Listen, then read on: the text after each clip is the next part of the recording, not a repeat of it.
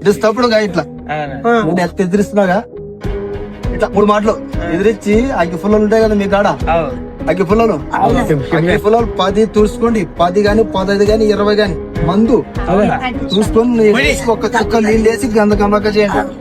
గంధకలక చేసి ఆడ పుడితే ఆడ పెట్టండి, ఫోటో పక్క బట్ట ఫోగ చేయండి.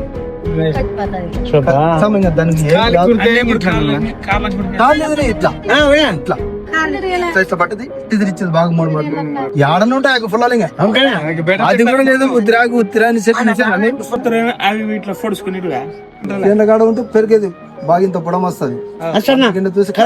సన్న ముళ్ళు బట్టలు కడుచుకుంటుంది. పెరుక్కునేది కడుక్కునేది భూమిలోకి పెట్టదు. ఇంత ఆ బుడి సోరు నమిలి మింగేది. మింగి దాని ఆకు కొంచెం నమిలి ఆడ కొట్టుకుంటే ఆడ పెడితే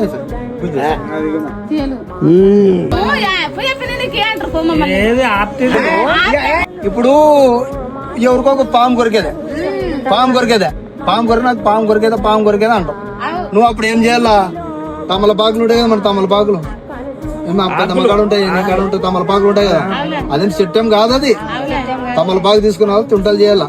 ఆ తొడని తీసేసి తుంటలు చేసి అరే మా పాము సాహెబ్ చెప్పిండ్రా ఈ చెట్టు నాకు చెప్పించారు తిను అనాలా. తిని ఆడ 1-2 గంటలు ధైర్యం వస్తుంది అన్న చెప్పినట్ట. పోకూడదమ్మా పోకూడదు.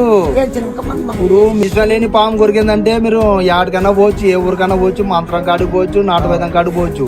ఇప్పుడు ఈ శుభ్రతమైన పాము కొరికినప్పుడు యాడికి పోవాలా? మీరు హాస్పిటల్కే పోవాలా. హాస్పిటల్కి పోతేనే ఆడ యాంటీబయాటిక్ ఇస్తారు. మంచి కింద మిందలు అయితే కూడా ఆక్సిజన్లు ఉంటాయి. సిస్టర్లు డాక్టర్లు వాళ్ళ పని వాళ్ళు చేస్తారు, ప్రాణం మిగిలిస్తారు. ఇప్పుడు అదే మీరు నాటు వైద్యం కాడికి పోయినానుకో, విషపూరితమైన పాము కొరికినప్పుడు మీరు ఏం చేస్తారు?